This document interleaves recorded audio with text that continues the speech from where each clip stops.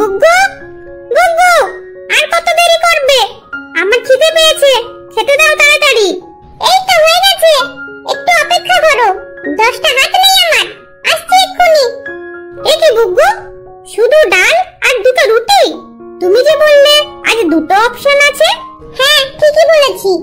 1 নম্বর option ভালো লাগে গেল, আর 2 না ভালো লাগে উঠে যাও। হ্যালো বন্ধুরা, ওয়েলকাম টু গুগ্গুর ডিসকভারি গল্প। মুটকি হাতি কোথাকার, অলস তো তুই ছিলিসই, এখন মাথা মোটা হয়ে গেছিস। না খেলে কাজ করব কি করে শুনি? আমার কোনো বুদ্ধিমতী মেয়েকে বিয়ে করা উচিত ছিল। চুপ কর মোটু বাঁদর, তোকে কোনো বুদ্ধিমতী মেয়ে বিয়ে করতে না, বুঝলি?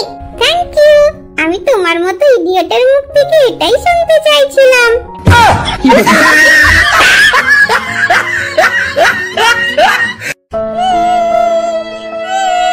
এই মোটা হনুমান ডুকুটা কখনো আমার সাথে ভালো করে কথা বলে না, সব সময় আমার মুখ করে আর খেকায়।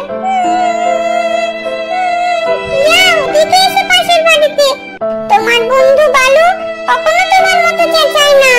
বালু আর ফেব্রির মধ্যে কখনো ঝগড়া হয় না, সবসময় ওদের বাড়ি থেকে হাসির শব্দ আসে। একটা ষাঁড় জুটেছে আমার কপালে। ইস, সত্যিই তো, বালুর ঘরে তো কখনো ঝগড়া হয় না। বালুর কাছে জানতে হবে রহস্যটা।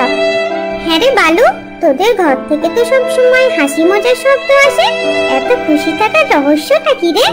ওটা সিক্রেট, সহজে তো আর হাসি খুশি থাকা যায় না, অনেক পরিশ্রম লাগে, বুঝলি? আমাকেও বল না রে বালু সেই সিক্রেটটা। রোজ বুগ্গুর সাথে কারণে অকারণে আমার ঝগড়া লেগে যায়। ব্যাপারটা খুবই সহজ, বুঝলি? রোজ রাগ হলেই ফেব্রি বাড়ির যত জুতো চপ্পল আছে সব ছুঁড়ে মারে আমার দিকে। ওর টার্গেট মিস হলেই আমি হাসি।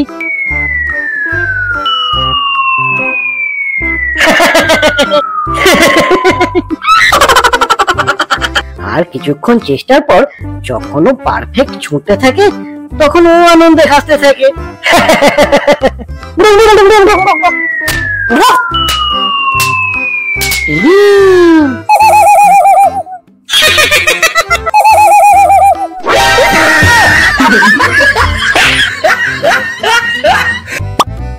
বন্ধুরা লাইক দিও, বন্ধুরা